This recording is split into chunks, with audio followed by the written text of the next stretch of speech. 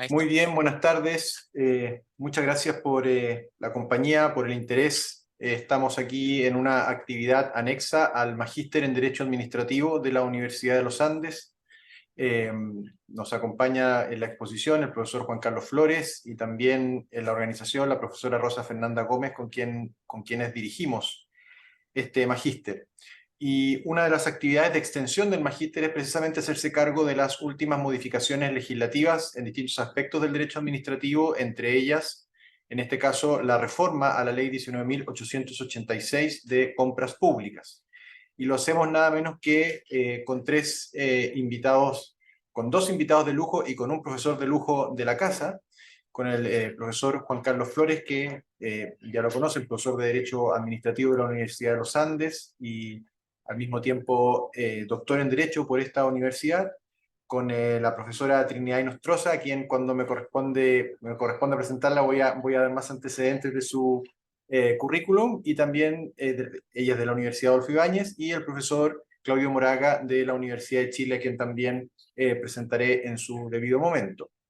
Y en aras del tiempo, y agradeciendo desde ya su interés, vamos a dar paso a la primera intervención, que es del profesor Juan Carlos Flores. Hago el alcance de que vamos a tener primero las tres primeras, o sea, las tres únicas intervenciones van a ser consecutivas, y luego de las tres exposiciones vamos a tener un espacio de preguntas. Ustedes pueden anotar sus preguntas en el chat, y vamos a tratar de ir agrupándolas o leyendo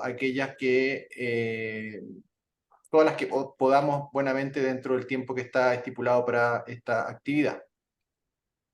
Entonces, sin más, dejo con ustedes al profesor Juan Carlos Flores, que, como les decía, es doctor en Derecho por la Universidad de los Andes, profesor de la Universidad de los Andes, codirector de este magíster, y al mismo tiempo una de las personas que más ha publicado en Chile en materia de contratación administrativa. Puedo decir lo mismo también del profesor Claudio Moraga, y que nos va a acompañar con la presentación del tema de ámbito de aplicación de la ley 21.634 de reforma a la ley 19.886 y el principio de probidad. Adelante, profesor Flores. Bueno, muchas gracias a todos por los presentes. En honor al tiempo, como decía Jaime Arancibia, vamos a dar comienzo a algunas reflexiones respecto del ámbito de aplicación de la ley 21.634, que modernizó la ley 19.886 denominada de compras públicas. Yo no he tenido mayor injerencia en la tramitación de la ley, sin embargo, Trinidad y Claudio han estado más presentes. Yo vine a conocer la ley cuando estaba en la Cámara, en el Senado, ¿cierto? Y después cuando ya salió y generó esta verdadera revolución. Eh, para comenzar respecto a la aplicación de la ley, uno podría decir, y lo han dicho algunos autores también, que esta ley deja de ser una ley de compras públicas y pasa a ser una especie de ley de bases de contratación pública, porque tiene varias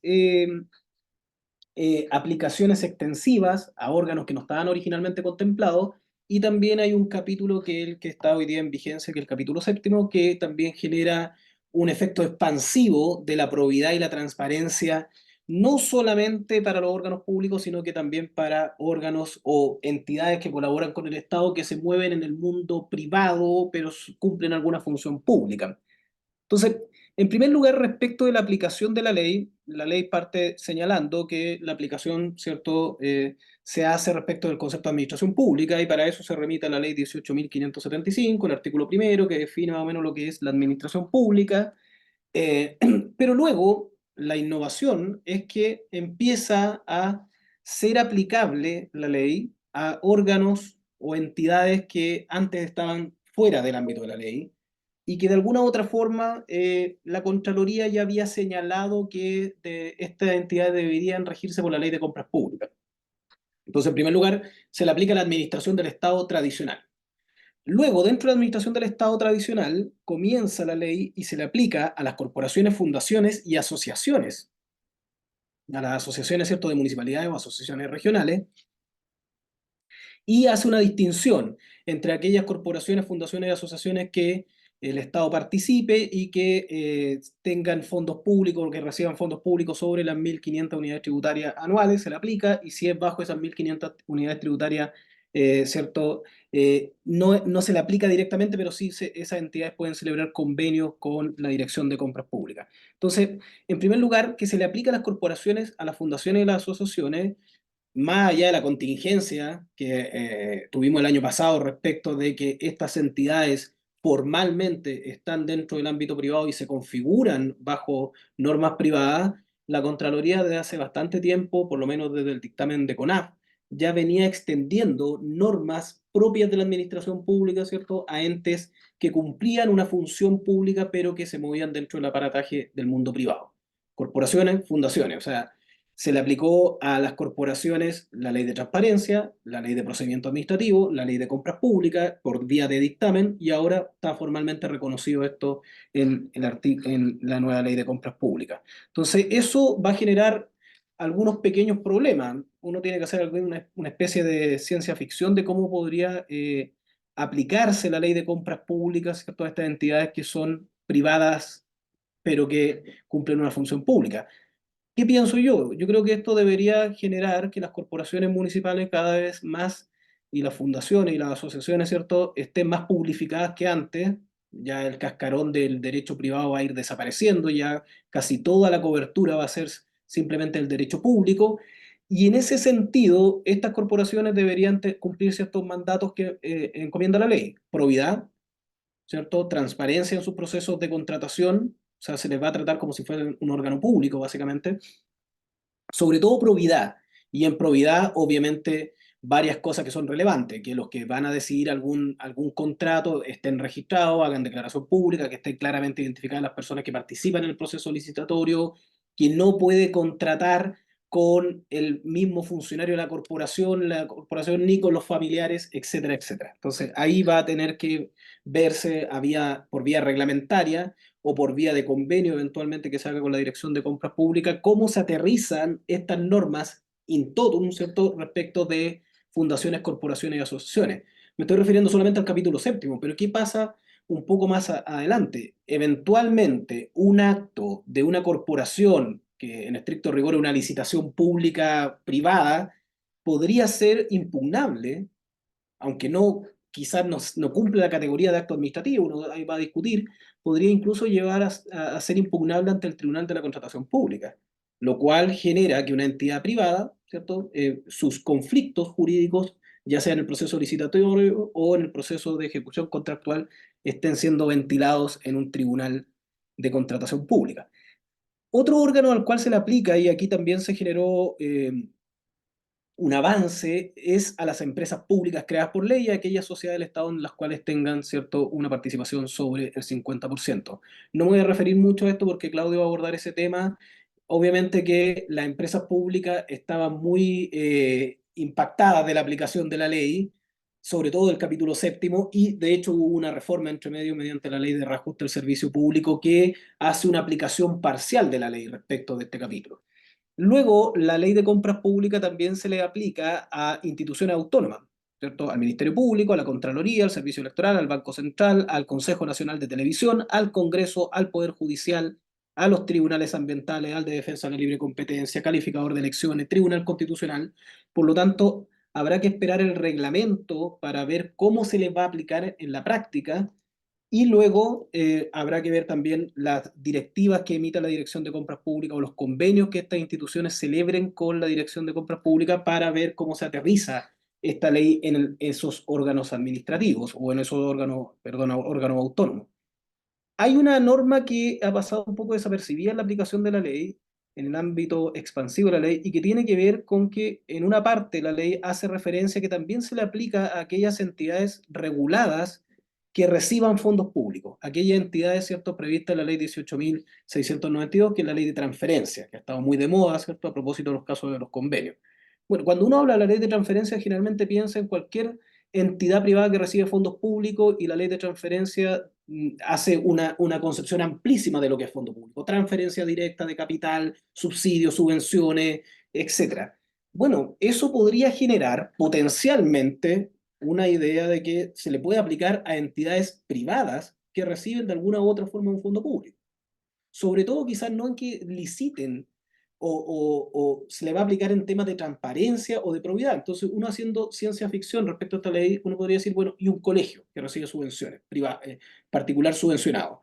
Una universidad donde sus académicos ganan un proyecto anillo, un proyecto FONDEF, lo que sea, ¿cierto?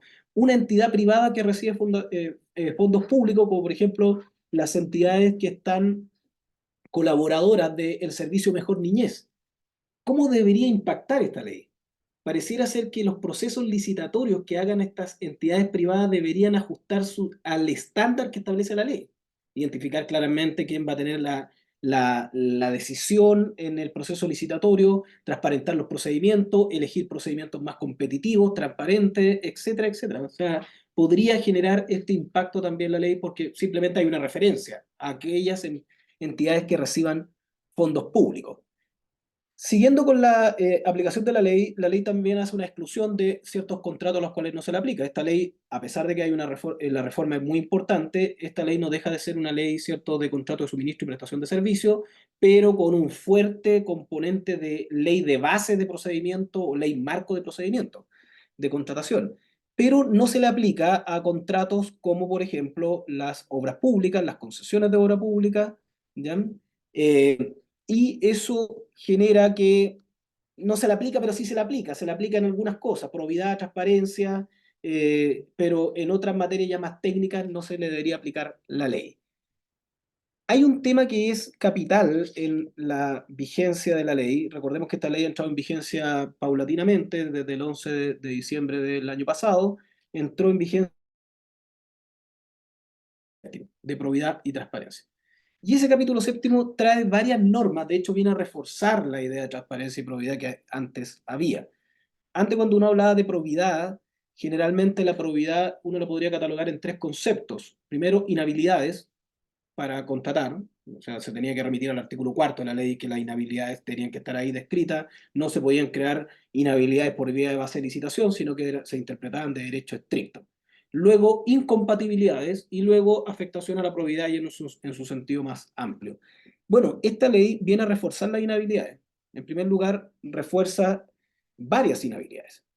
Hay una conexión de la ley con la ley de delito económico, por lo tanto, se suman las inhabilidades que pueda tener una persona, una empresa, ¿cierto?, condenada por delito económico, se suman inhabilidades de delitos concursales, se suma una inhabilidad muy interesante que es la inhabilidad de aquel proveedor que fue condenado por una sentencia en un juicio donde el Estado lo demandó por incumplimiento contractual, a propósito de esta ley. O sea, ese proveedor a futuro no podría contratar con el Estado, ¿cierto? Y obviamente que se suman las condenas laborales para inhabilitar a cualquier entidad o privado que quiera participar en una licitación con el Estado. Entonces tenemos inhabilidades, pero después la ley refuerza aún más el principio de probidad. Toda persona que participe en el proceso licitatorio, que tenga poder decisor, ¿cierto?, va a tener que hacer declaraciones juradas. Y además va a tener la obligación de abstenerse de participar en esos procesos cuando vea que hay un eventual conflicto de interés. El tema es que esa abstención tiene una sanción específica en la ley, en el capítulo séptimo, que es la nulidad. Pero las causales de nulidad son bastante amplias. Hay una causal de nulidad que deja un poquito, genera un poco de interpretación, que es que el funcionario emita una opinión por cualquier medio. Eso podría dar lugar, ¿cierto?, a una eventual juicio de nulidad, ¿cierto?, ante el Tribunal de la Contratación Pública, que todavía no está constituido en plenitud, ¿cierto? Esto se espera que a fin de año el tribunal se logre constituir en plenitud. Y finalmente, en honor al tiempo, hay un artículo que es clave en materia de probidad, junto con los deberes de abstención, junto con los deberes de declarar los conflictos de interés, junto con las inhabilidades, ¿cierto? Que es el artículo 35 quater, y que señala que lo siguiente, dice, ningún organismo del Estado podrá suscribir contrato administrativo con el personal del mismo organismo, lo cual no era muy diferente a lo que había en la ley anterior, cualquiera sea su calidad jurídica, las personas naturales, y ahí empieza a enumerar los tipos de personas jurídicas y de personas naturales que trabajan en la administración. Pero después dice, ni con los cónyuges, convivientes civiles, con relaciones de parentesco, ni con las empresas, ni con aquellas sociedades en la cual esa persona del servicio público tenga alguna relación. Entonces, esto desde el punto de vista práctico, con lo que lleva la ley, la ley lleva a lo más un mes, ¿cierto?, de vigencia, ha generado, por lo menos desde el punto de vista práctico, que muchas empresas que eventualmente licitaban con el Estado tengan que limpiar su estructura societaria. O sea, ya no se permite que la empresa que licita con el Estado tenga algún familiar de los enumerados ahí, ¿cierto?, dentro del servicio público, porque la ley es bastante amplia, no dice que sean personas que tengan algún poder decidor, alguna injerencia en el proceso licitatorio, sino que pareciera ser que es omnicomprensiva. Cualquier funcionario que trabaje dentro de la administración, pero que a la vez tenga alguna relación comercial o relación de parentesco con un eventual licitante, ese licitante quedaría inhabilitado, y hoy día la Dirección de Compras Públicas, para asegurarse de que no se produzca ese conflicto de interés, hace que, previo al proceso licitatorio, para participar, emitir o firmar una declaración jurada con todas estas causales. O sea, si yo y eso genera algún escozor, porque en primer lugar, como les decía, las empresas tienen que limpiar su estructura societaria, o sea, estas típicas estructuras societarias donde agua arriba existía un licitante, después cambiaban la empresa, sobre todo yo lo he visto a nivel de hospitales públicos, ¿cierto? Ahí ha habido mucho conflicto de interés. Y por el otro lado, el otro efecto que podría generar potencialmente este artículo es que la persona que está en el servicio público quizás se vea forzada a renunciar porque quizás le es más rentable tener la empresa con la cual licita con el Estado en vez de estar en un cargo público. Entonces ahí hay un pequeño problema de balance en cuanto a la norma. La norma claramente trata de evitar cualquier conflicto de interés, por eso engloba a cualquier funcionario público, independiente de su calidad jurídica, pero si uno lo aterriza un poquito más, debería ser aquel funcionario público que tenga alguna injerencia en el proceso licitatorio. Y la ley se encarga precisamente de definir quiénes son esos. El director del servicio, los miembros de la comisión evaluadora, o sea, hoy día las normas de transparencia y probidad, mediante esa norma uno tendría claramente identificados quienes participan en un proceso licitatorio. Todos los miembros de la comisión de evaluación tienen que declarar sus conflictos de intereses, son sujetos pasivos de lobby, etcétera, etcétera. O sea, uno debería tener esa, esa nitidez, pero va a generar ahí algún problema. Eventualmente esto va a llegar a la Contraloría para exigir alguna interpretación, o la Dirección de Compras Públicas va a tener que sacar alguna directiva explicando un poquito más a qué se refiere, porque podría generar, por un lado, y con esto cierro, que se afecte el legítimo ejercicio del derecho constitucional de acceso a la función pública, y por el otro lado, que se genere que se limpie un poquito el esquema de conflicto de interés, pero claramente decaiga la cantidad de ofertas que pueda tener el Estado sobre la mesa para poder licitar eventualmente.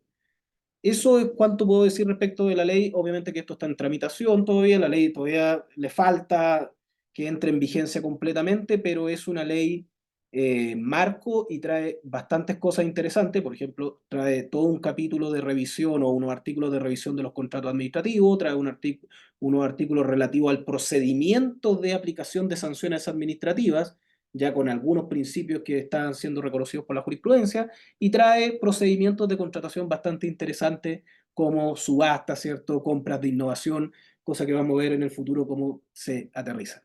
Muchas gracias. Muy bien, muchas gracias, profesor Juan Carlos Flores. Corresponde ahora, para seguir con nuestro seminario, dar la palabra a la profesora Trinidad Inostroza, que es profesora de Derecho Administrativo de la Universidad Adolfo Ibáñez. Eh, bueno, algo pasó aquí. Que se me cerró la... ¿Podemos volver antes de la presentación? Porque estaba... Ahí sí. La profesora Trinidad Inostroza es presidenta del Consejo Asesor Permanente para la Modernización del Estado de Chile, experta internacional en contratación pública y perspectiva de género en gestión fiscal, abogada y magíster en Derecho de la Universidad Católica de Chile, exdirectora de la Dirección de Compras Públicas Compras y Contratación Pública, Chile Compra, y expresidenta de la Red Interamericana de Compras Gubernamentales. Se desempeña como consultora senior para organismos internacionales, el Banco Interamericano de Desarrollo, el Banco Mundial, y como les decía también, bueno, es profesora de la Universidad Adolfo Ibáñez y de la Universidad Católica. Es también directora académica del Diplomado en Contratación Pública de la Universidad Adolfo Ibáñez. La exposición, ahora sí, podemos pasar a la presentación. La exposición de la profesora Trinidad Inostroza para este seminario es Objetivos de la Contratación Pública y Nuevas Facultades de la Dirección de Compras y Contratación Pública. Tiene la palabra, profesora. Muchas gracias por compartir con nosotros. Bueno, muchas gracias, Jaime, por la presentación y gracias por la invitación a la Universidad de los Andes, particularmente a la profesora Rosa Fernanda Gómez. Y bueno, también saludar a los más de 130 asistentes que con más de 30 grados de calor están en este seminario y que denota también que en un día de enero, antes de las 6 de la tarde, tengamos esta alta asistencia y que, bueno, refiere a la importancia que tiene o al interés que concita esta reforma de la ley. Saludar también a los profesores Juan Carlos Flores y a el profesor Luis Moraga Kleiner. Bien. Adelante, vamos con la presentación. Y yo quería, la verdad, que hacer alguna introducción también, además de referirme a los objetivos y a los principios de la contratación pública y a las facultades de Chile Compra, hacer una breve mención de los antecedentes de esta reforma. Porque la verdad que si bien es cierto, el mensaje y el proyecto de ley ingresó a tramitación en el año 2021 bajo el gobierno del presidente Sebastián Piñera. Esta es una reforma que se venía conversando, la verdad, que a poco andar, incluso desde que la ley 19.886 estuvo vigente desde el año 2003, ya se comenzó a ver que esta ley quedaba, la verdad que tenía una serie de deficiencias y la verdad que no era suficiente el marco normativo. Y así que hay hitos interesantes como que desde el año 2007 se comenzó a incorporar una glosa en la ley de presupuesto que, si bien es cierto, no es la correcta forma de legislar, muchas veces se recurre a ella porque la verdad es lo que tienen muchas veces los organismos públicos y los servicios públicos de incorporar ciertas modificaciones normativas. Y es así que desde el año 2007 se comenzó a incorporar una glosa que permitía que organismos públicos voluntariamente, que no estaban afectos obligatoriamente a la ley 19.886, pudiesen acceder al sistema de compras y contratación pública. Y así que durante el curso del tiempo se fueron sumando una serie de entidades públicas y que utilizaban voluntariamente el sistema. Muchas de ellas también decían relación con algún problema de transparencia que tenían, entonces le pedían a Chile Compra. Y por eso fue necesario incorporar esta norma que otorgaba efectivamente esa atribución a Chile Compra de permitir este ingreso. Posteriormente, la Comisión Engel, también a raíz de los casos conocidos, casos de corrupción de la época, propuso una serie de medidas también en materia de perfeccionamiento del sistema de compras públicas. También la mesa de trabajo bajo el alero de la Contraloría General de la República, de la Convención de Naciones Unidas contra la Corrupción, también el año 2018 también hizo una serie de propuestas. Anteriormente ya había estado el año 2013 y aquí estuvo tanto el profesor Moraga Kleiner que nos acompaña, también estuvo participando ahí representando a la Universidad de Chile, también con propuestas de modificaciones. También el año 2016 nuevamente se reúne una comisión que hace propuestas y finalmente también contribuyó un informe de la Fiscalía Nacional Económica que es un análisis de la contratación pública, del sistema de compras públicas en nuestro país y propone también y recomienda una serie de mejoras, también un informe de OCDE, también por allá por el año 2018. Entonces, la verdad que había bastante material para poder construir una reforma que era, la verdad que desde la perspectiva técnica había bastante coincidencia en cuanto a cuáles eran las materias que se requería abordar. Ampliación de la cobertura, como ya fue presentada, aumento de las competencias del Tribunal de Contratación Pública, entre otros aspectos que era importante y necesario modificar. Bien, bueno, esta ley fue publicada el 11 de diciembre del año 23, del año 2023, y fue promulgada por el presidente de la República, Gabriel Boric, el pasado 28 de noviembre. Y respecto de la vigencia, también como un breve comentario, y como ya lo señaló mi predecesor, tiene vigencia diferida. Y tenemos una vigencia a los 12 meses, hay una vigencia inmediata que es todo el capítulo de probidad, vigencia a los 12 meses, que se refiere a la ampliación de la cobertura, a la ampliación también del rango de monto de compra, de la compra ágil, de este procedimiento de compra que de 30 UTM pasa a 100 UTM, el registro público también que se integra con otros registros del Estado y en el cual se individualizarán los datos, que es una importante reforma también, los datos de los beneficiarios finales de las empresas, y las nuevas facultades de Chile Compra y el resto de las modificaciones. Y a los 18 meses están las normas de economía circular, subasta inversa electrónica, diálogos competitivos y contratos para la innovación. Y ahora, refiriéndome concretamente a mi presentación, plantear que los objetivos de la contratación pública y que se recogen ahora en el texto, en esta modificación a la ley de compra, uno tiende a hablar, la verdad que se confunde, porque habla de nueva ley de compra. Yo creo que finalmente se va a terminar asentando, digamos, esto de que es una nueva ley de compra. Como es importante que ustedes tengan en consideración, de 39 artículos que tenía originalmente la ley, se está pasando a 103 artículos. Entonces, una modificación tremendamente importante. Bueno, y respecto de los objetivos de la contratación pública que hoy día se refieren expresamente en esta modificación a la ley 19.886, señalar que, como lo ha dicho la OCDE y en las recomendaciones también en materia de contratación pública, recordar que el objetivo principal de la contratación pública es precisamente la entrega de bienes y servicios y la prestación de aquellos necesarios para el cumplimiento de las funciones tanto de la autoridad pública de manera puntual, económica y eficiente, como también de los organismos públicos como de la ciudadanía. Entonces, ese es el objetivo principal. Se compra efectivamente para satisfacer una necesidad pública, de manera puntual, económica, oportuna, podríamos decir, y eficiente.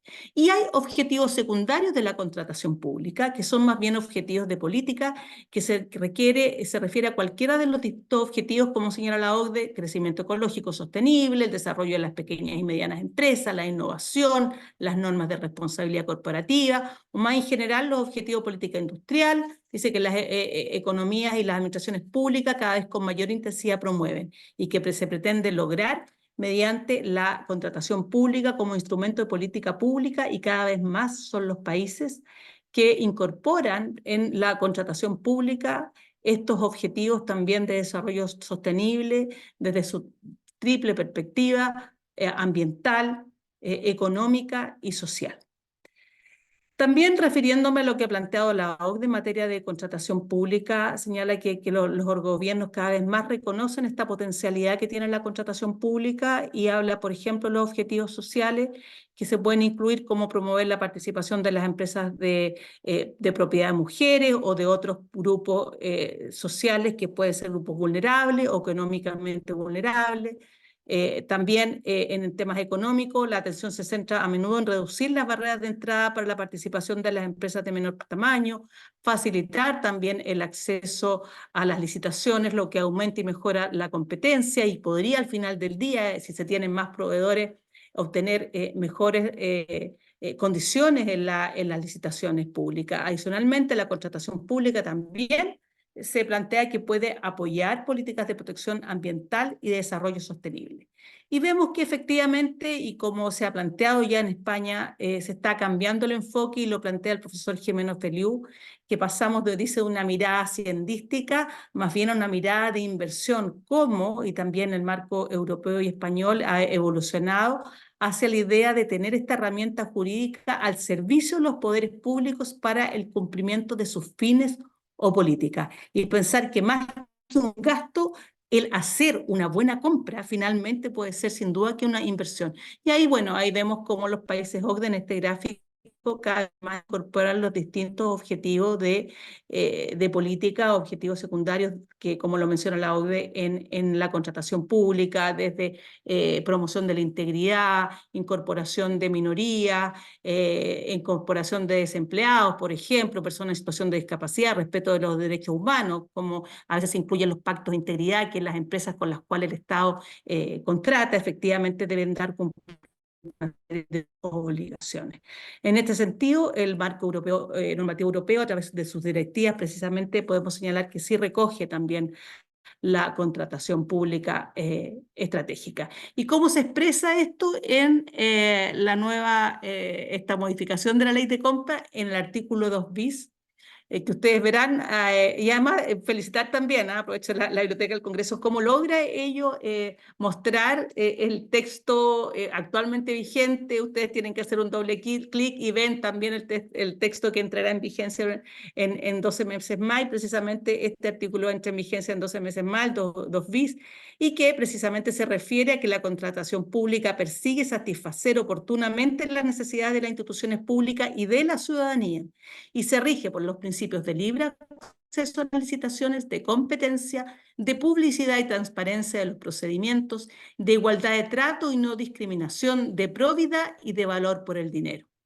Y que este último, bueno, consiste en la eficiencia, eficacia y economía en el uso de los recursos públicos y en la gestión de las contrataciones y en la mejor relación costo-beneficio en las adquisiciones.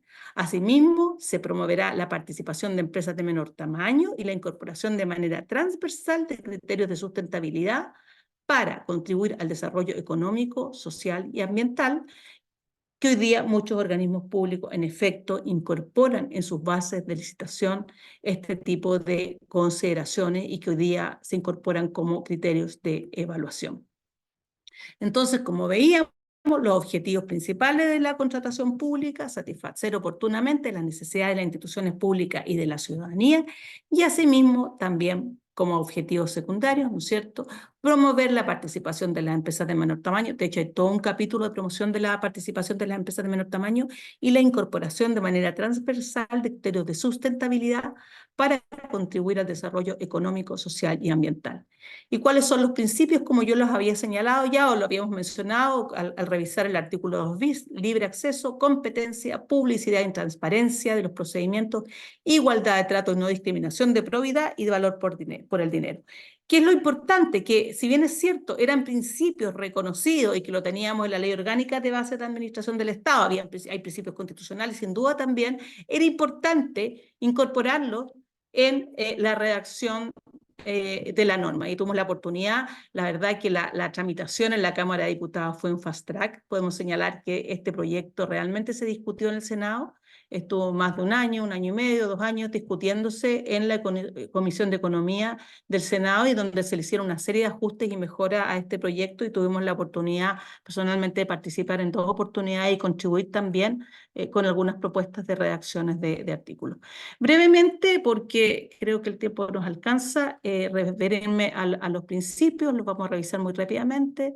De libre acceso, que es el principio de libre concurrencia en los procesos de licitación, y que precisamente persigue que la administración cuente con un mayor número de competidores en los procesos de licitación, lo que finalmente conlleva a que se tengan mejores resultados en los procesos de licitación, y también considerar la oferta de todos los proponentes que han cumplido con las condiciones establecidas en las bases, sin que por errores sin trascendencia y no esenciales queden fuera del proceso.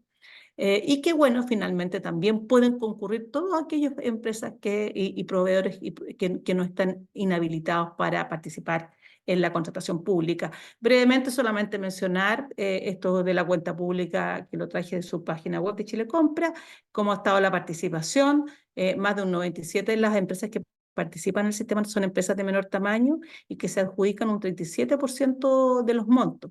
Entiendo que el año 2000 ya el cierre daba cuenta la directora de Chile Compra en un seminario esta semana, que cerró cerca de los 16.000 millones de dólares el mercado público durante el año 2020-2023. Entonces, la verdad que ha tenido un crecimiento importante y una consolidación también respecto a todos aquellos organismos que hoy día transan a través del sistema y que paulatinamente se van incorporando. También implica la libre concurrencia no poner barreras de entrada, y hay una serie de a veces de malas praxis de las entidades públicas que precisamente por algún tipo de resquicio, como por ejemplo poner etapas o plazos muy bajos para la participación o poner otros requisitos, van precisamente reduciendo la participación o limitando la entrada digamos, de nuevos proponentes. Voy a revisarlos muy rápidamente. El de competencia también es fundamental para fomentar la eficiencia en los procesos de contratación. como lo dice la AUDE, un proceso competitivo permite obtener mejores precios y alta calidad de los bienes y servicios. Por lo tanto, es importante que los gobiernos se preocupen de promover la competencia. Factores que limitan la competencia, por ejemplo, lo ha dicho es el proveedor único del bien o servicio, dispersión de los proveedores o características muy específicas de la adquisición y barreras de entrada. Ahora, ¿cómo se aborda también con las modificaciones? Se fortalece la licitación pública como regla general, si bien es cierto lo que lo teníamos bastante claro, pero se refuerza también mediante la redacción y solamente excepcionalmente se podrá recurrir a los distintos procedimientos de contratación y, por supuesto, a los procedimientos excepcionales de contratación, que son la licitación privada y los tratos directos. Y también la causal de trato directo también se limita y se exige que debe publicarse previamente el trato directo antes de proceder a él, particularmente cuando se trata de proveedor único. De publicidad y transparencia en los procedimientos. Rápidamente esto, bueno, ustedes saben que esto se establece en la Ley de Acceso a la Información Pública y que el artículo 7, letra E, exige lo que tiene que publicarse en materia de transparencia activa en contratación pública. Y como ya vimos también, se incorporan y se amplía la aplicación a nuevas entidades públicas que se regirán por la ley, algunas no completamente, como el caso, por ejemplo, de la obra pública, que se le aplica también el sistema en la fase de licitación, de proceso de selección del contratista. Y hay una serie de modificaciones que se refieren precisamente a relevar el principio de transparencia. Me lo voy a saltar y no lo voy a mencionar porque si no, no alcanzo a los 15 minutos. Está el principio de igualdad de trato y no discriminación también, que es importante también, fortalece el principio de libre concurrencia y tiene por objeto garantizar el actuar imparcial de la administración y también establecer requisitos impersonales de aplicación general.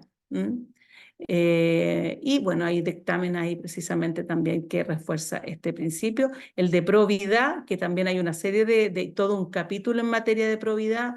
Las principales modificaciones: se regulan los conflictos de interés, se regula el deber de atención también, se amplía el catálogo de inhabilidades para contratar con el Estado.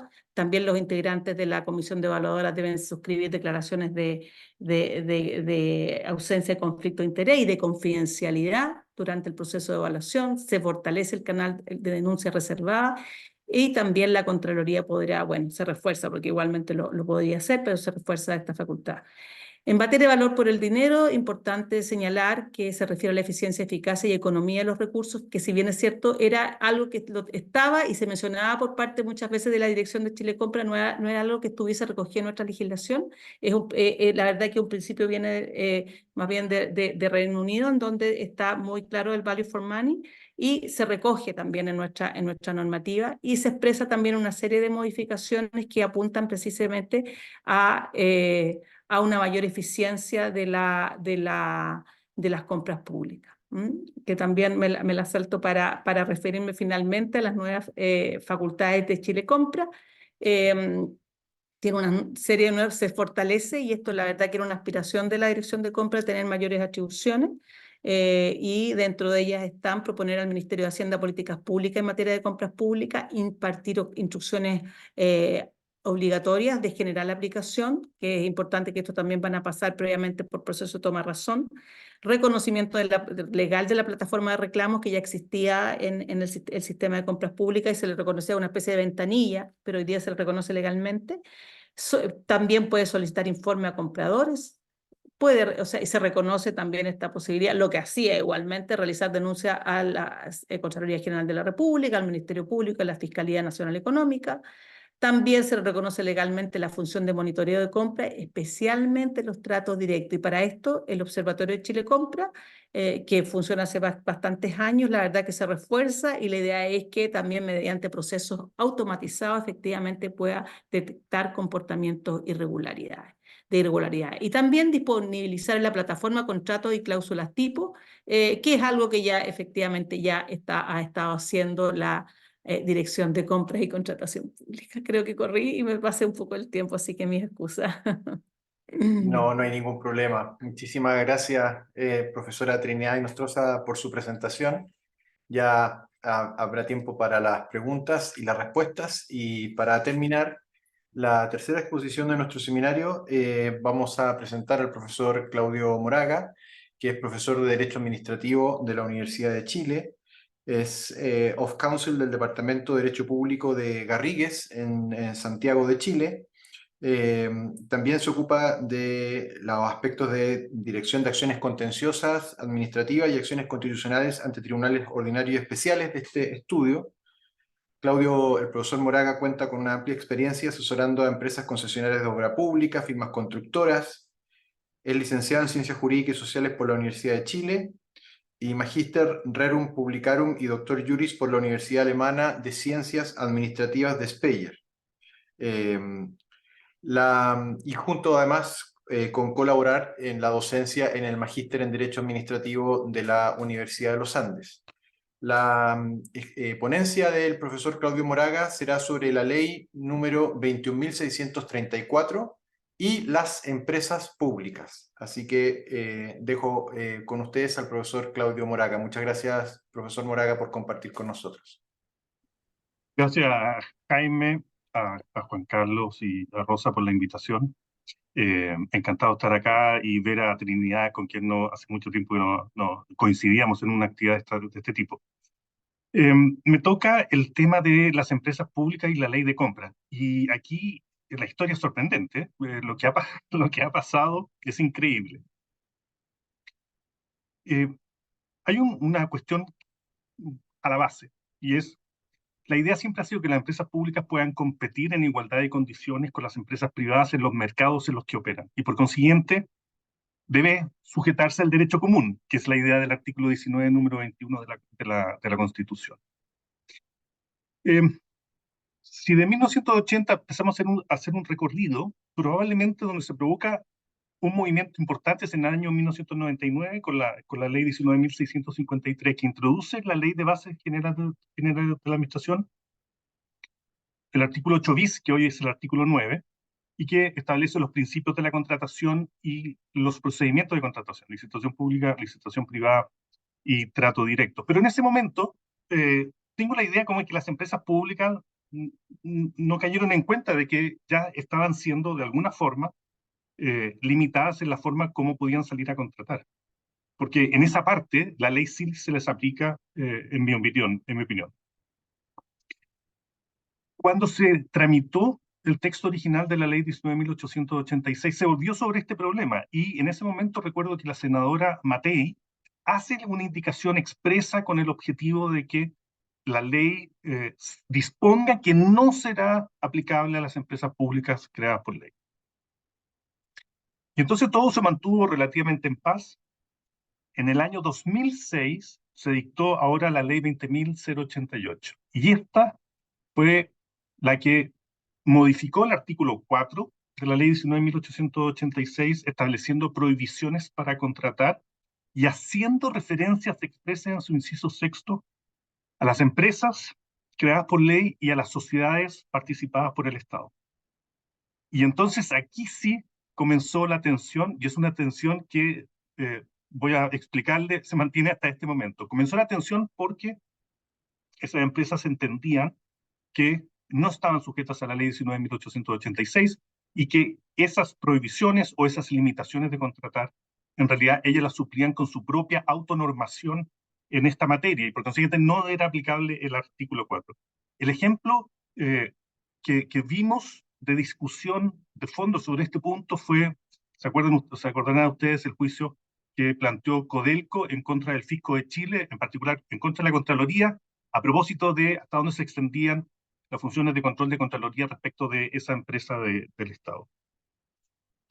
Y entonces, en marzo del 2021, ingresa al Congreso el mensaje del presidente de la República, que resulta en la actual ley 21.634, y esa ley 21.634 señala que las empresas públicas también van a quedar reguladas por ella, pero exclusivamente en el capítulo 7, que es el de probidad y transparencia en la contratación pública. Esa ley, como ustedes saben, se publicó el 11 de diciembre del año 2023. El mismo día de publicación de la ley, se presenta un mensaje en el Congreso, como dijo el profesor Flores, de la ley de reajuste de remuneraciones del sector público, cuyo artículo 90 modifica la manera como se aplica la ley 19.886 a las empresas públicas creadas por ley. Y 12 días más tarde sale publicada entonces la ley 21.647, que dispone una forma distinta de aplicar la ley 19.886. Entonces, lo sorprendente de esto es un poder legislativo que se toma más de 2 años y medio para dictar una ley que, respecto a las empresas públicas creadas por ley, solo alcanzó a durar 12 días. Y entonces el estatuto jurídico de esas empresas, en realidad, creo yo, está bastante bien distribuido entre lo que dice la 21.634 y lo que dice la 21.647. Como les decía, en la 21.634 se señala que se le aplica la ley 19.886 a las empresas públicas creadas por ley y a las sociedades participadas por el Estado, con un aporte superior al 50% en el capital, pero solo respecto del capítulo 7. Ese capítulo, en la ley 21.634, se le aplicaba in integrum, y se le aplicaba desde el día de publicación en el diario oficial, es decir, las empresas públicas al día de hoy y desde el 11 de diciembre del 2023 habrían debido estar sujetas a ese capítulo de la ley de forma íntegra. ¿Qué ocurrió? Sin embargo, que con la ley 21.647 se redujo la parte del capítulo aplicable a esas empresas públicas y se decidió la entrada en vigencia de esas reglas para esas empresas públicas y sociedades participadas por el Estado para los próximos, para el mes número 12, contado desde la publicación de la ley. Entonces, ¿qué es lo que tenemos al día de hoy? Tenemos a empresas públicas a las que se le aplica parcialmente el capítulo 7. ¿En qué parte se le aplica el capítulo 7? Se le aplica en el artículo 35 bis la necesidad que tienen de determinar el procedimiento que van a utilizar para contratar y la preparación de las bases de licitación en el caso que corresponde. Se les aplica en el deber que tienen de garantizar la igualdad de los oferentes, la libre competencia y la desconcentración de adjudicaciones. Principio que no lo había visto antes y que tiene una trascendencia, en mi opinión, bastante fuerte. Se les aplica porque deben promover la participación de las pequeñas y medianas empresas. Y voy a hacer un comentario al margen. Si uno lee el texto de la ley y al mismo tiempo revisa la ley de economía circular, se da cuenta que hay un nuevo switch. El legislador está diciendo, ¿sabe qué? Las compras públicas hay que pensarlas de otra forma. Y una de esas aristas fundamentales es la promoción de las empresas públicas, de las empresas de menor tamaño. Y de allí entonces creo que fue Trinidad quien mencionó de que, por ejemplo, la compra ágil, que está regulada en el reglamento, se la sube de rango legal, pero se la concentra para ser utilizada por empresas de menor tamaño. O lo mismo ocurre con las UTP, las uniones temporales de empresas. Es decir, el legislador dice, si se van a unir dos para presentar una oferta, que sean empresas de menor tamaño, no que sean las grandes empresas las que se unan. ¿Qué más se le aplica, entre otras cosas? Bueno, la posibilidad de hacer reuniones con los proveedores, pero solo si fuera imprescindible. Se les aplica el 35 ter de ese capítulo, que es la prohibición de mantener comunicaciones entre los interesados que quieren celebrar con la empresa o la propia empresa con esos interesados, salvo que se haga de una manera regulada a través de los sistemas electrónicos de contratación que tenga implementado esa empresa. El capítulo de la ley no habla de ese sistema, habla del sistema de información y gestión de compra y contrataciones del Estado. pero el legislador ha advertido que como esas empresas no van a participar dentro de ese sistema, bueno, tienen que tener sus propios sistemas de contratación. Se les aplican las causales de prohibición de contratar, las que mencionó Juan Carlos Flores. Se les aplica el deber de abstención a quienes dentro de la empresa participan o pueden llegar a tener que participar en los procedimientos de contratación. La sanción de nulidad del contrato, regla del artículo 35 seccies, también se les aplica, y la declaración que debe prestar todo funcionario, o en este caso todo trabajador que participa en un procedimiento de no estar afectado por una causal de abstención, también se les aplica. Pero ¿qué es lo que ahora no se les aplica? De ese capítulo de transparencia y probidad no se aplica el deber de consultar el catálogo de convenios marcos, y lo que es razonable que no se le aplique.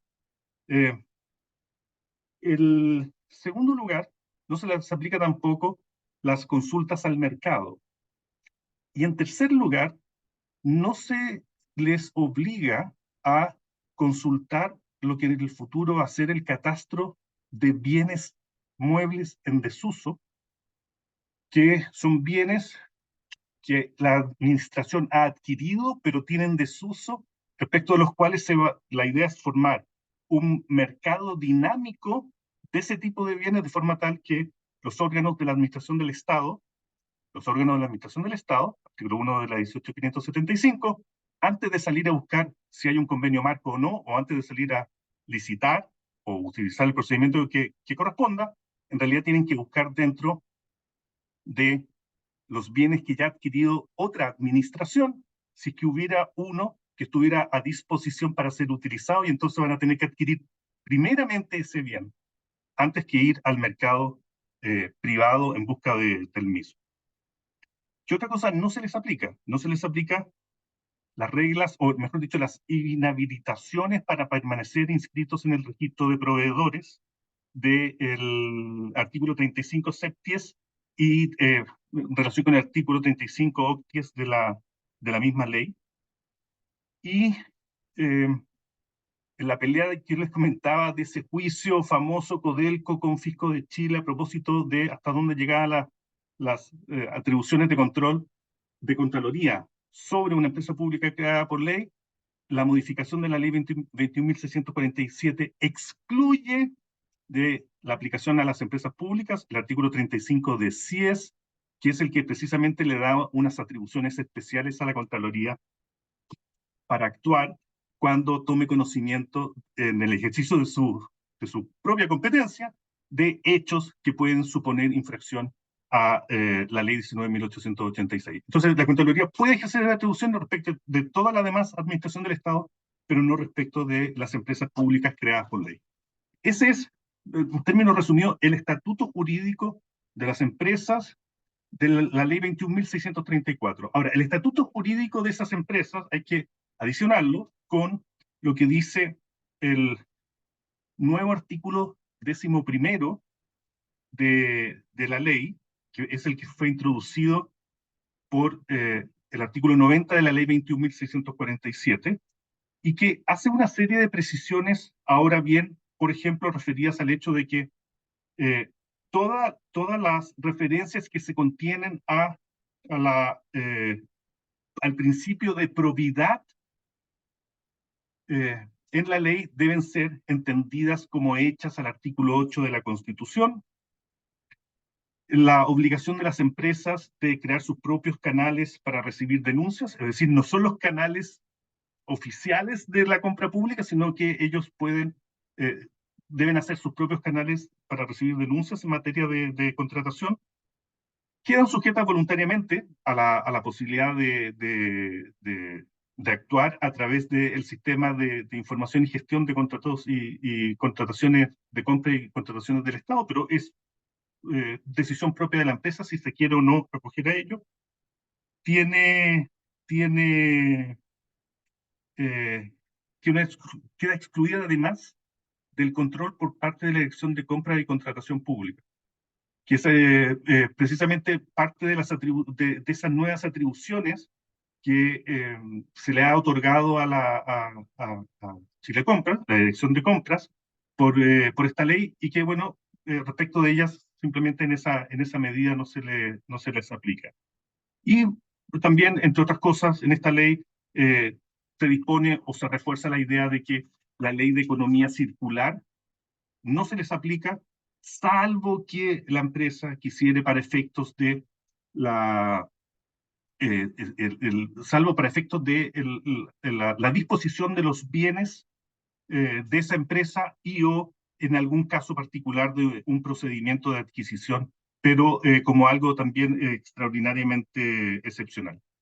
Entonces, para concluir, lo que quiero mencionarles es esta, esta circunstancia especial de esta tensión que es permanente respecto de las medidas que, justificadamente o no, intentan proteger o blindar, depende cómo uno quiera mirarlo, la actuación de las empresas públicas en el desarrollo de su propio giro económico y esta especialidad de que su estatuto jurídico en realidad fue formado a partir de dos leyes prácticamente coetáneas, con la especialidad de que cuando se dictó la primera, posiblemente, o cuando se estaba a punto de dictar la primera, posiblemente uno sabía de lo extraordinariamente preocupadas que estaban las empresas, pero, yo hablo por mí personalmente, a título personal,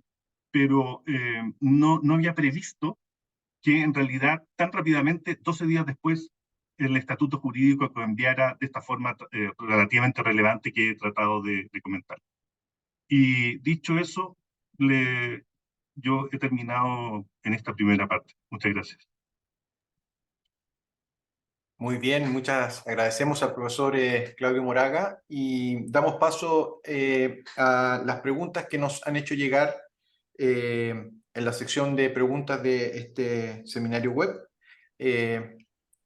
Esperemos que en el tiempo nos permita comentar algunas. La primera dice así. Plantea una hipótesis, pero que yo creo que es interesante. Dice, como abogado de hospital tengo la inquietud de la ampliación de las inhabilidades a todos los funcionarios del organismo, no solo a los directivos, en circunstancias que por compra de servicios adquiere prestaciones clínicas que entregan a través de sociedades los médicos del establecimiento, fuera de su jornada laboral, sin que sea posible que esa demanda sea satisfecha por facultativos de otros hospitales. No los hay y los médicos de las clínicas privadas son los mismos del hospital. ¿Qué se puede responder frente a eso, profesores? No sé, creo que esa pregunta está más hacia mí, por el ámbito de aplicación. Ujú.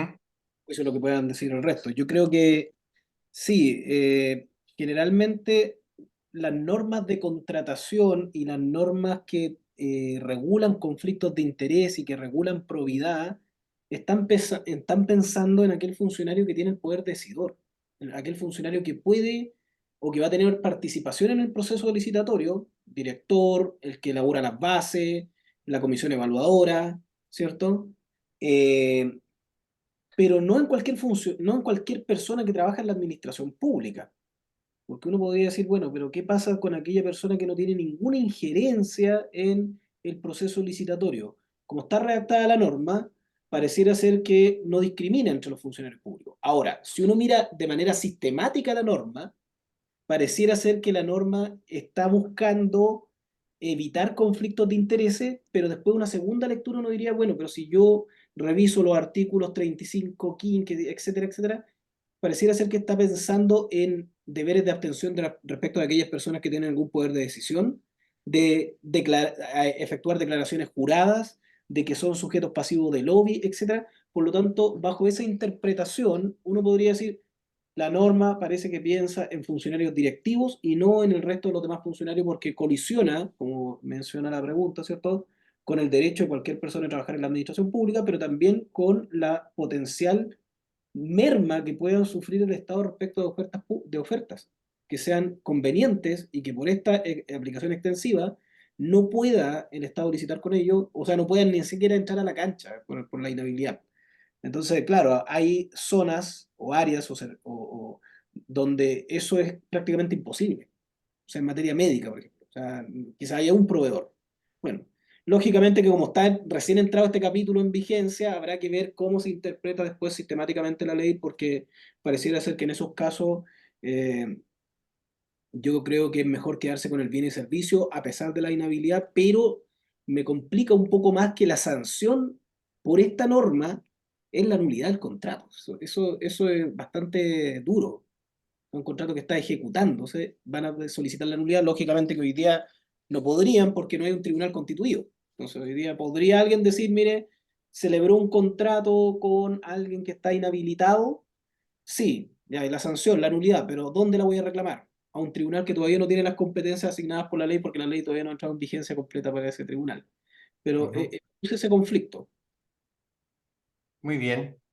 Muchas gracias. Ahora una pregunta para el profesor Moraga. Es si en aquello relativo con el artículo 35 quater, si resulta aplicable a FAMAE y a las Fuerzas Armadas, o cómo se hace la distinción ahí entre FAMAE y Fuerzas Armadas. Y aprovecho también de hacer otra que pregunta a propósito de la vigencia de esto. Dice que si bien comienza a regir el capítulo séptimo, aún no rige para las empresas públicas, ya que esos capítulos no han entrado en vigencia. Eh, Hay una duda con respecto a la vigencia en el tiempo, la aplicabilidad de estas normas con respecto a las empresas públicas. A ver si, respecto de las Fuerzas Armadas,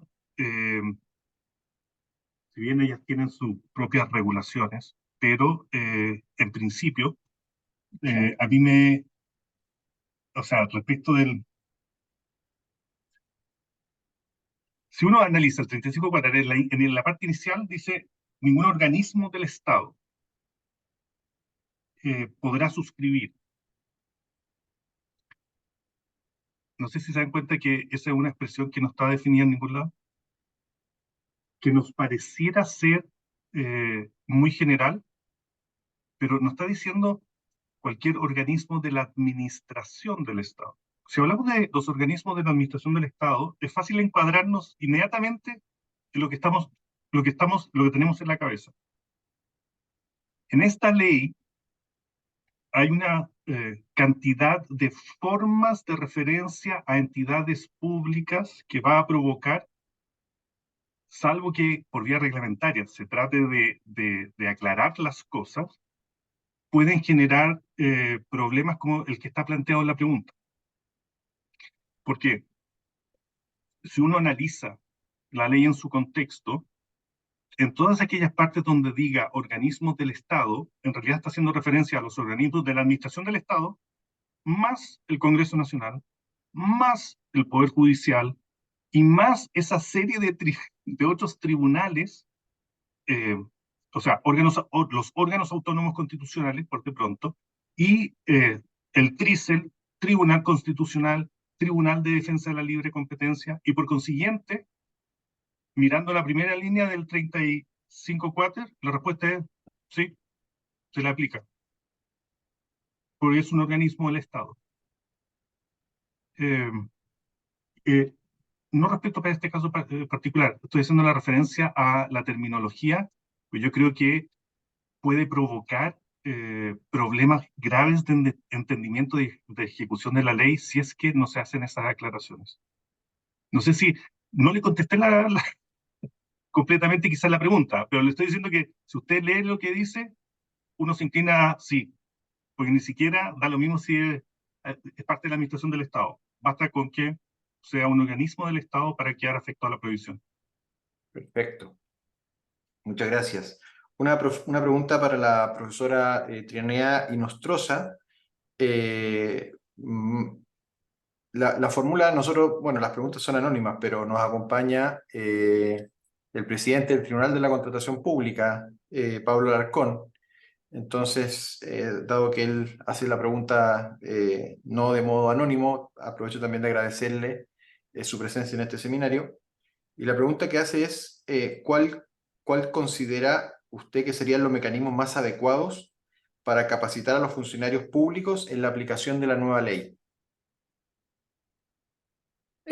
Yo creo que la verdad que es tan importante este cambio que se requiere efectivamente un trabajo, no solamente entiendo que lo está haciendo la Dirección de Compras y Contratación Pública, sino que yo creo instancias como esta y hay un tremendo espacio para que la academia efectivamente efectúe su contribución. Solamente hablaban de que el tema de las nuevas declaraciones de que deben efectuar los funcionarios de interés y patrimonio serían 60.000 nuevos funcionarios que tienen que hacer esa declaración. Y además hay un número no menor que no se sabe precisamente, por ejemplo, se refiere a las corporaciones municipales u otro tipo de asociaciones también, que incluso no se tiene claridad, se estaba haciendo el levantamiento, entiendo, de cuántas son, cuántas personas afectan también que van a comenzar a regirse por la ley. Entonces, hay un número muy importante. Ahora, en relación al tema también de esto, o sea, es importante que se involucren y por qué se plantea esto, quizás que puede ser tan bastante amplio en materia de deber de abstención y de quienes participan, porque ocurría en las entidades públicas que a veces se desentienden de sus responsabilidades los funcionarios y funcionarias, y hay una tarea muy importante que es función muy importante dentro de un proceso de compra y contratación, que todo el proceso de la precompra, que también se regula de mejor manera en esta ley, en donde participan un sinnúmero de actores, y ahí hay un tema también que es importante que quienes participen en esas definiciones, que muchas veces las licitaciones, las compras se definen o se deciden precisamente cuando se diseñan las bases de licitación. Se tiene claridad más o menos, si se hace un buen análisis de mercado, se va a poder estimar no solamente los valores o qué tipo de bienes o servicios se van a recibir, sino que eventualmente incluso qué empresas puedan participar. Entonces, creo que eso es muy relevante, que se involucre y que se capacite todos quienes tengan, los funcionarios y funcionarias que participen y tengan un rol dentro del proceso de contratación, que son bastantes. Son el área requirente, el área técnica, no solamente las áreas de compra. Esto de alguna forma estaba la ley de compra radicada quizá en las instancias de compra, y que la verdad que ellos lo que saben es comprar muchas veces o cumplir con ciertos procedimientos, pero no tienen idea de para qué es ni qué se está comprando. Bueno, yo creo que acá también va a ser una tarea de las áreas probablemente de personas, de recursos humanos, de preocuparse de capacitar a todos sus funcionarios y funcionarias, y creo que hay un tremendo espacio ahí de hacer contribución insisto, desde la academia. Creo que Chile Compra se va a quedar probablemente con todo el esfuerzo. Chile Compra no son más de 160 personas, y que muchos de ellos cumplen labores que no tienen relación directamente de atención usuaria. Entonces, aun cuando sean instancias virtuales, creo que todo no va a ser suficiente. Así que todas las iniciativas creo que van a ser bienvenidas, y por eso yo agradezco también esta iniciativa de la Universidad de los Andes, que esté efectuando este seminario, que probablemente va a llamar la atención y van a quedar con el interés quienes están participando de efectivamente indagar en todas las disposiciones, porque una ley que abarca una serie de materias, se incorporan nuevos procedimientos de contratación que no los mencionamos en realidad, porque el espacio que tenemos, pero hay nuevos procedimientos, algunos inspirados en la normativa europea y que incluso no son de fácil implementación y aplicación, y que habrá que precisamente revisarlos. Por ejemplo, los diálogos competitivos, que no es un procedimiento sencillo. Viene la subasta inversa electrónica también. Entonces, hay un espacio importante. Mm. Muy bien, muchas gracias. Bueno, queda claro entonces que las instituciones que quieran contar con la colaboración de las universidades en su capacitación van a tener que aplicar la ley de compras públicas para poder buscar universidades que puedan ofrecer los programas. Profesor Flores, ¿la nulidad por incumplimiento del capítulo séptimo opera de pleno derecho o debe ser declarada judicialmente? En caso de que deba ser declarada judicialmente, ¿cuál sería el tribunal competente? Bueno, muchas gracias.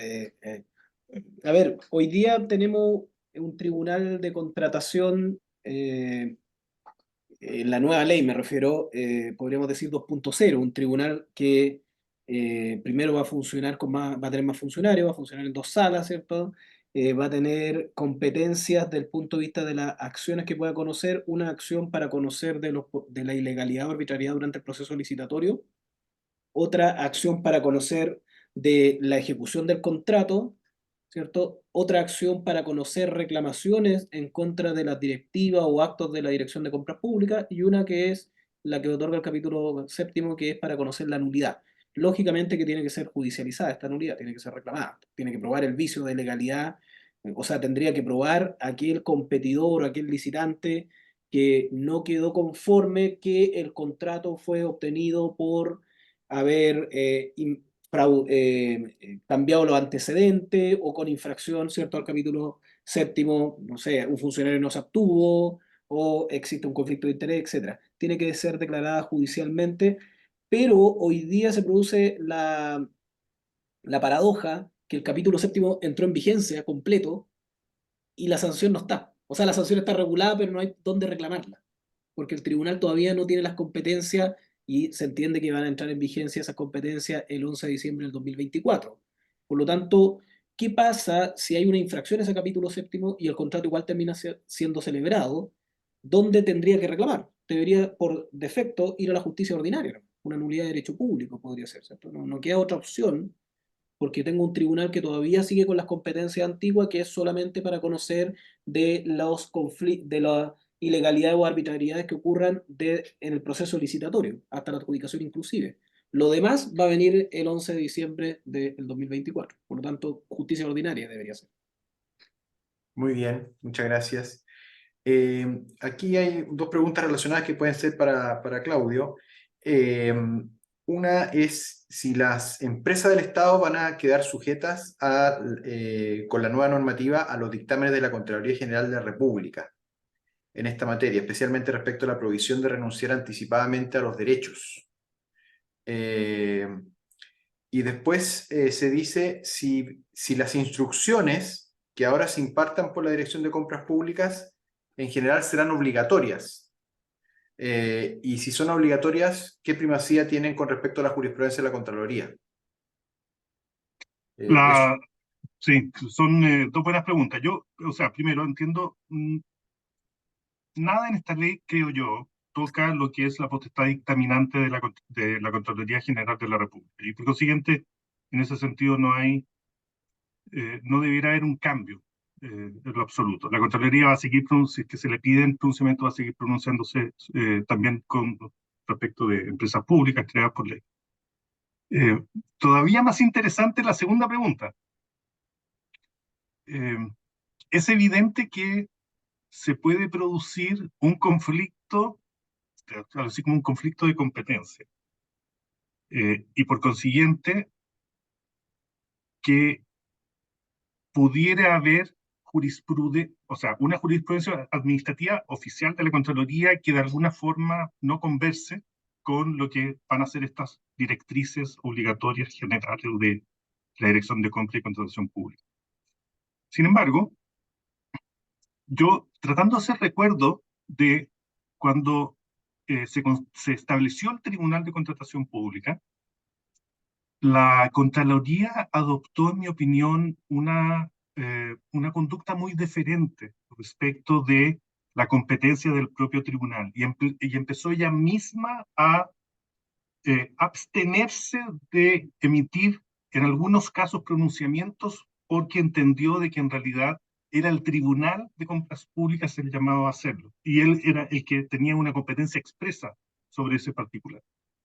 Entonces yo, que soy siempre usualmente optimista, yo supondría que algo de esto puede llegar a producirse de nuevo. O sea, es razonable o lógico suponer que la Contraloría, cuando comienza a ver el ejercicio de la potestad normativa de la Dirección de Compras, dada la especialidad de ese servicio público, muestre una deferencia especial respecto de esos pronunciamientos. Posiblemente en casos extraordinarios, en que la Contraloría tenga una posición muy de fondo, que no sostenga algo distinto a lo que dice la Dirección de Compras Públicas, posiblemente ahí sí puede ser que veamos un conflicto en ciernes. Pero yo creo que, viendo esta otra experiencia pasada, lo más probable es que no tengamos un inconveniente y que en algún momento directrices de compras públicas abarquen todo el espacio posible de la materia sobre la cual pueden recaer. Recuerden que eso sí, son directivas para un fin específico y solo aplicables a los órganos de la administración del Estado. Si no me equivoco, yo también estoy aprendiéndome la nueva ley, pero si no me equivoco, en esa parte esas directrices son obligatorias para la administración del Estado, pero no para los organismos del Estado, es decir, las otras categorías de sujetos o poderes del Estado. Eso es cuanto puedo decir por el momento. Creo que Trinidad me va a rectificar que para bien, así que adelante. No, solamente complementarte, Claudio. Si es posible, Jaime, perdón, en relación Sí, a claro, con claro, por esta supuesto. materia. La verdad que esta es una aspiración largamente anhelada por parte de Chile Compra. Y en ese sentido, comentar que, bueno, es lo que muchas veces quienes eran operadores y probablemente asistentes operadores que tenían que ver y operar el sistema, perdón. Resulta que, bueno, estas instrucciones de aplicación general van a tener un trámite que es, primero, deben ser sometidas a consulta pública por ¿ya? Y además van a ser previamente enviadas a toma de razón. Entonces, si bien es cierto, ya además existía cierta práctica en el caso de muchas de las directivas de Chile Compra de conversarlas y trabajarlas con la Contraloría, ahora, bueno, de conformidad a lo establecido en la ley, van a tener que ser sometidas al trámite de toma de razón. Entonces, la verdad que creo que por ahí no vamos a tener ningún conflicto. Al contrario, yo creo que van a ir en la misma línea, en mi opinión, de lo que ha venido, lo que se conocía como, la verdad que se les ponía más bien un nombre de marketing, porque no tenía ninguna capacidad de ser disposición, instructivos vinculantes, se llaman directivas, y que, por ejemplo, directivas sobre la solicitud o requerimientos de garantías por los organismos públicos, donde se veía que efectivamente había mucho problema, pedían distinto tipo de, a veces la verdad exigían un determinado tipo de instrumento financiero en circunstancias que la normativa impide que se pueda limitar la exigencia de garantía si es que cumplen con las exigencias legales. Entonces, materias como esa, temas de probidad en respecto de los compradores públicos, un decálogo de probidad, respecto de comportamientos también de los proveedores, temas, por ejemplo, de la unión temporal me acuerdo de proveedores que en su momento tenía una serie de dudas y a eso se trabajó no solamente con Contraloría, sino que también con la Fiscalía Nacional Económica. Entonces, yo creo que van a ser ese tipo de temáticas que se van a ir como dando a través de estas instrucciones de carácter general que van a tener todo este proceso previo, digamos, de procedimiento de revisión, de consulta y previa toma de razón de la Contraloría General de la República. Perfecto, muy bien. Bueno, vamos, se quedaron algunas preguntas en el tintero, la mayoría relacionada con respuestas que ya han dado, así que no sé si hay algún alcance que desee hacer alguno de ustedes, por si acaso, porque si no es así, vamos a aprovechar de cerrar este seminario agradeciendo especialmente la asistencia de todos ustedes, sus preguntas, su interés. Naturalmente es una nueva ley. Es difícil armar seminarios con respecto a una nueva ley porque uno no sabe por dónde se va a decantar la jurisprudencia o la doctrina y por lo tanto en el fondo uno está avanzando a tientas. Pero así todo, teniendo a 3 especialistas en la materia, siempre da luces para ir viendo cómo se va a ir desenvolviendo este tema y por lo tanto agradecemos especialmente a los profesores Juan Carlos Flores, Trinidad Inostroza y Claudio Moraga por sus intervenciones y seguimos en contacto, naturalmente como magíster en Derecho Administrativo, que también, bueno, si se sabe, tenemos un diplomado en Contratación Administrativa que también puede ser de interés de los asistentes y los esperamos hasta una nueva oportunidad que seguramente será a partir de marzo, así que aprovechamos también a todos los asistentes de desearles unas muy felices vacaciones y agradecer nuevamente a los profesores que nos acompañan. Lo dejamos hasta acá, así que muchas gracias y buena tarde. Gracias a ustedes y Gracias. buenas Gracias, tardes. gracias. Esté muy bien, adiós. Que Muy estén muy bien, muchas bien, cuídense. gracias. Bien.